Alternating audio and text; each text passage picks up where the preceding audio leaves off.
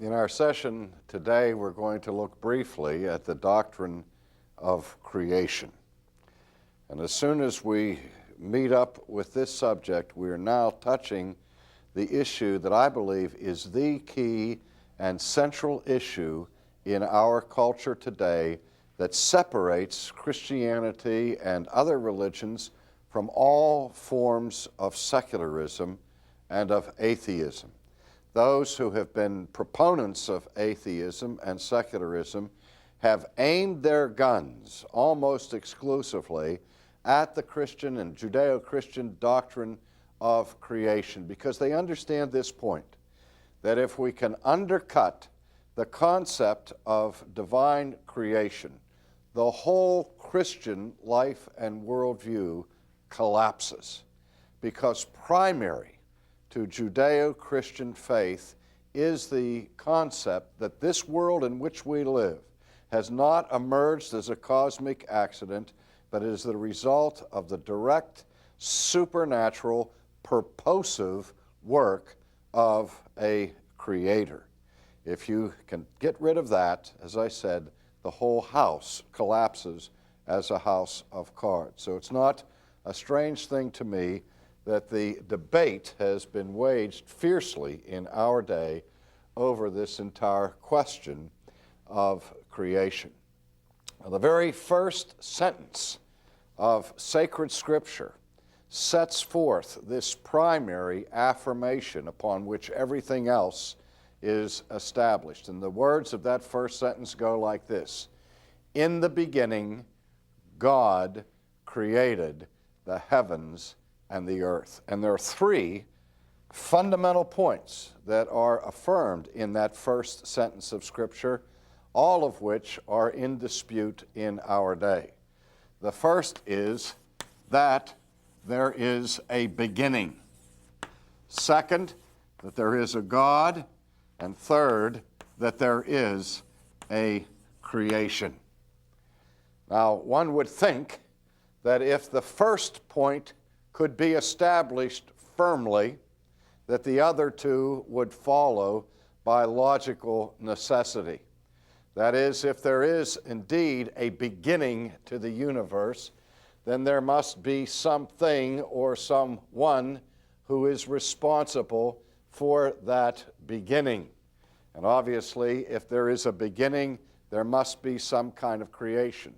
But the amazing thing about the contemporary milieu in which these subjects are debated is that for the most part, though not universally, but for the most part, the majority of those people who adopt various views of secularism acknowledge a beginning in time to the universe. Advocates, for example, of the Big Bang theory of cosmology say that 15 to 18 billion years ago, the universe began. And it began as a result of this gigantic explosion. As I've said on other occasions, one highly respected physicist made the comment that 15 to 18 billion years ago, the universe exploded into being. And if it exploded into being, the immediate question is, if it exploded into being, what did it explode out of? Non-being? And that's, of course, an absurd idea. But the irony is that most secularists will grant that the universe had a beginning, but still reject the idea of creation and the idea of the existence of God. Now, the one thing that we virtually all agree on is that there is such a thing as a universe.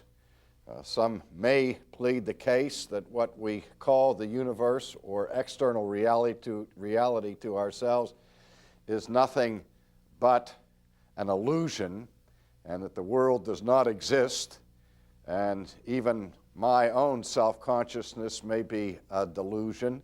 But again, that begs the question, and only the most recalcitrant solipsist would try to argue in such a fashion that nothing exists. Because to argue that nothing exists, you have to exist to make the argument.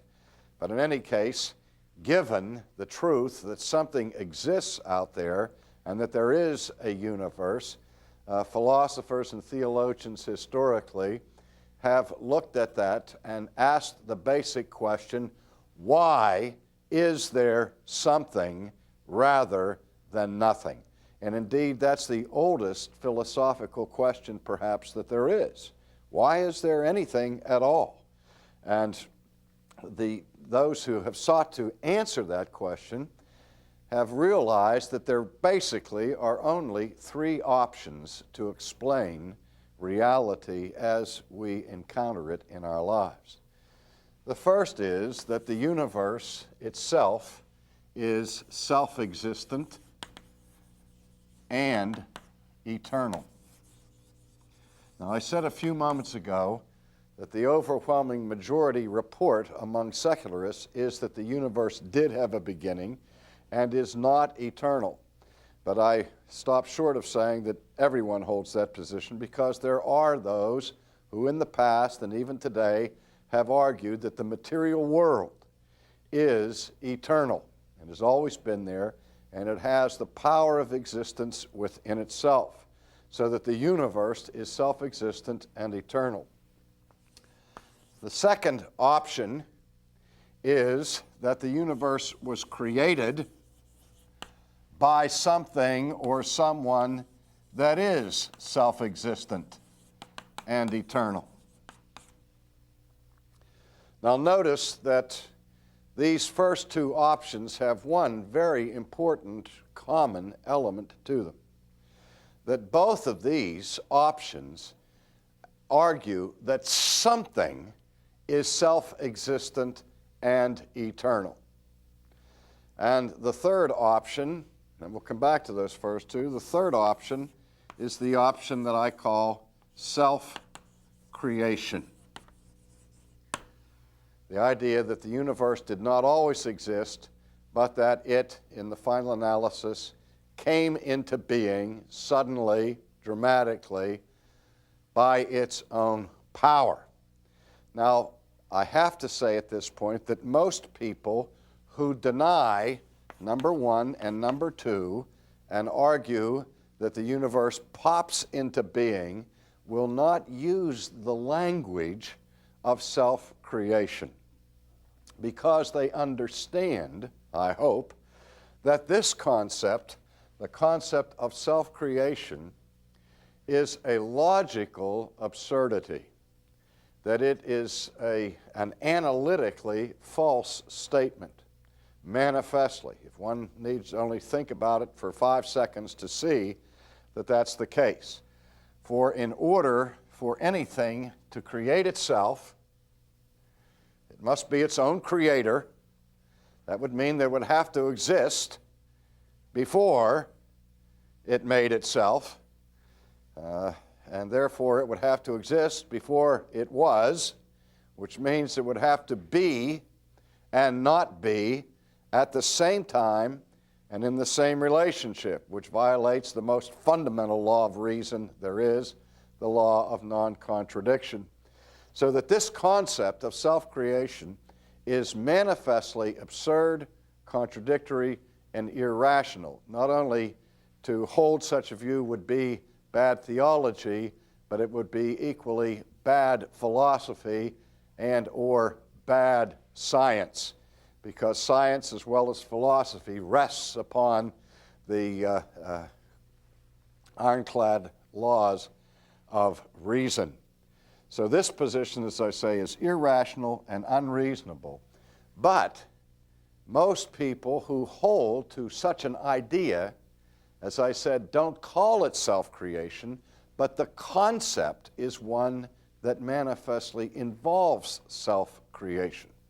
We think back, for example, to the time of the Enlightenment, where one of the main aspects of the Enlightenment was the assumption that the God hypothesis is no longer necessary to explain the presence of the external universe. This was the great discovery of the Enlightenment that drove an axe against the root of the tree of the classical synthesis, in which the church enjoyed such respect in the philosophical realm throughout the Middle Ages because philosophers could not gainsay the rational necessity of an eternal first cause or of the existence of God.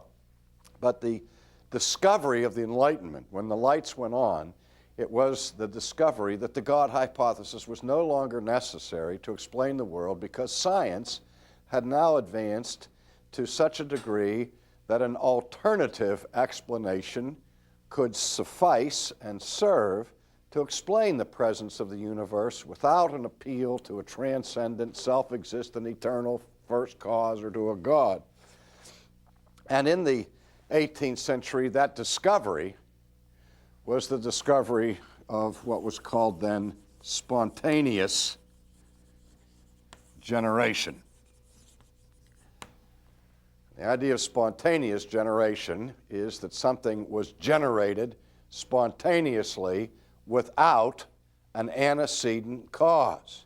It just popped into existence on its own. Now again, if I use language that I use and call it self-creation, it's very easy to see that that notion is self-contradictory. But if I call it by another name, call the rose a tulip, I maybe can sneak it by you if I call it spontaneous generation. But conceptually, I'm saying the same thing. And when spontaneous generation was justly and legitimately reduced to absurdity in the scientific world to a certain degree, alternative concepts sought other language to replace it. I remember reading an essay by a Nobel Prize winning physicist in which he, quite soberly and academically, made the comment that the days when we can assert spontaneous generation are over. And he acknowledged that spontaneous generation was a philosophical impossibility. He said, now we have to substitute for spontaneous generation the concept of gradual spontaneous generation. And I thought, what does this mean? That you can't get something out of nothing quickly.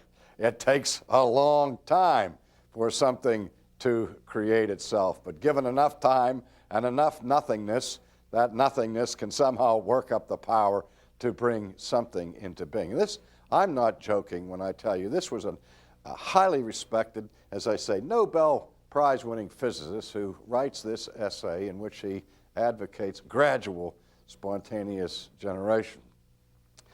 But usually, the term that is used in the place of self-creation is the idea of chance creation. Chance creation, where another form of logical fallacy is brought into play, and that is the fallacy of equivocation. And the fallacy of equivocation takes place when in the midst of an argument, sometimes very subtly, the words that are key words in the argument change their meaning. And this is where we see this with a vengeance in terms of the use of the word chance. Because the word chance is a perfectly good word in our language and is one that is very useful in scientific investigations, because chance is a word that describes for us mathematical possibilities. We can say if there are 50,000 flies in a closed room, that there are statistical odds that can be used to show what is the likelihood of a certain number of flies being in any given square inch of that room at any given time. And so in the effort to be able to predict things scientifically, working out complex equations of possibility quotients is a very important and legitimate enterprise of the scientific vocation. But it's one thing to use the term chance to describe a mathematical possibility. It's another thing suddenly to shift in your usage of the term to using the term chance as if it were something that had actual creative power, something that would have the ability to bring things into existence or even to affect changes among things that are already in existence. For chance to influence anything, for chance to have any impact or effect on anything in the world or outside the world, it would have to be something that possesses power. But chance is not a thing. Chance is simply an intellectual concept that describes mathematical possibilities. It is no thing, it has no power. And to say that the universe came into being by chance, if you mean by that the chance exercised some power to bring a universe into being, again, you're thrown back to the idea of self-creation, because chance is nothing. It is not a thing, it has no power, it has no being. So if we can eliminate this concept altogether, which reason demands that we eliminate altogether, then you're left with one of the first two options.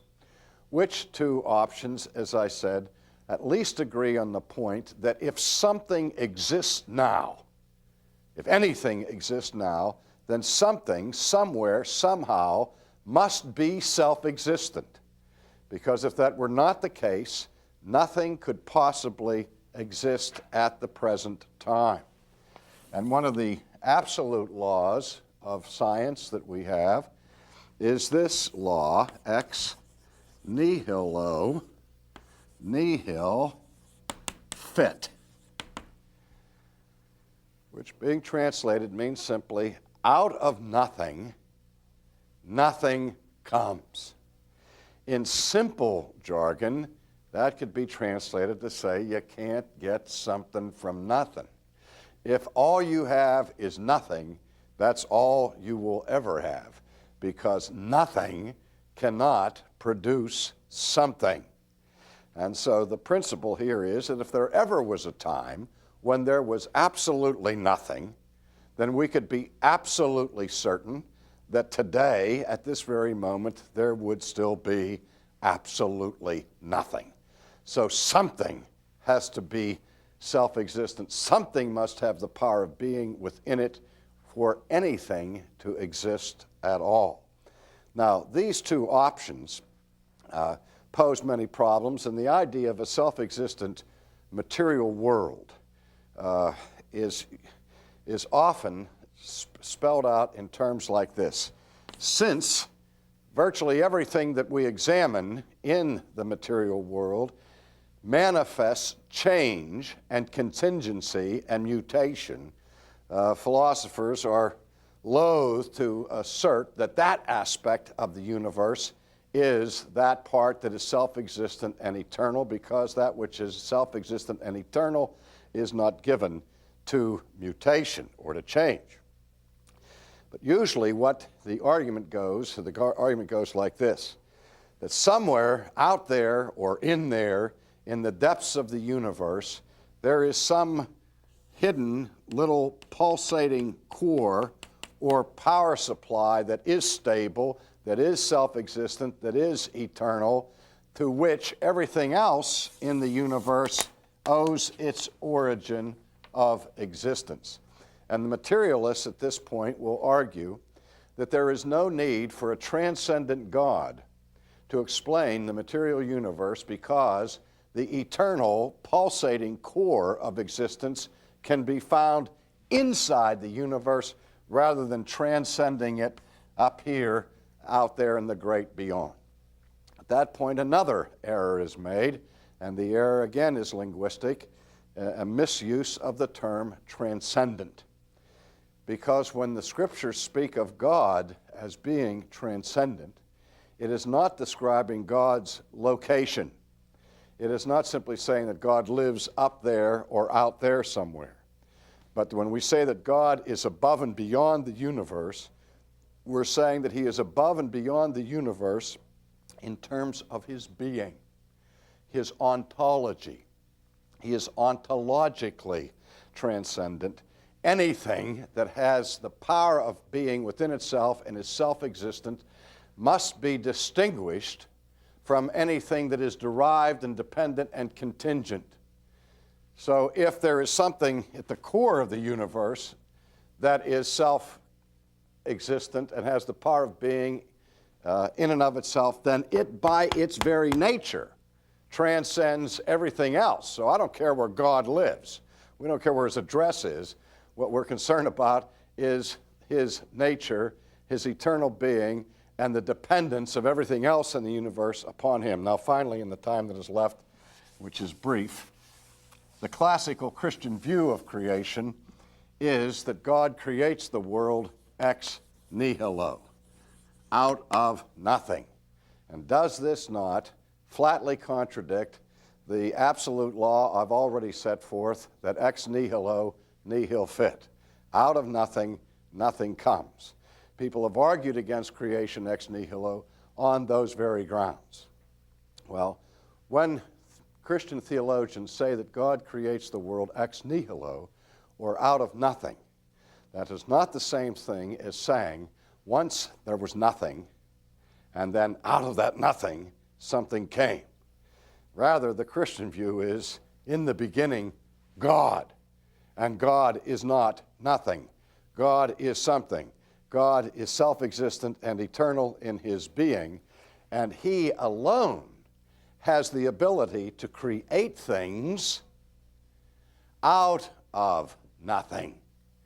God can call worlds into existence. This is the power of creativity in its absolute sense that only God has, the ability to create matter, not reshape it and reform it from some pre-existing material. When we talk about creativity in the artistic realm, we talk about somebody's ability to take a square block of marble and shape it and form it into a beautiful statue, or take a plain canvas and some paint and transform that by rearranging the pigments into a beautiful painting.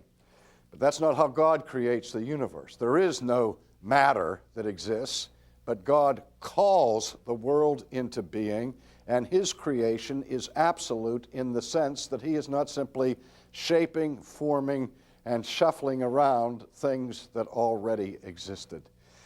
The Scripture gives us only the briefest description of the how he does it. All that the Bible gives us is what we call the divine imperative or the divine fiat, where God creates by the power and the authority of his command.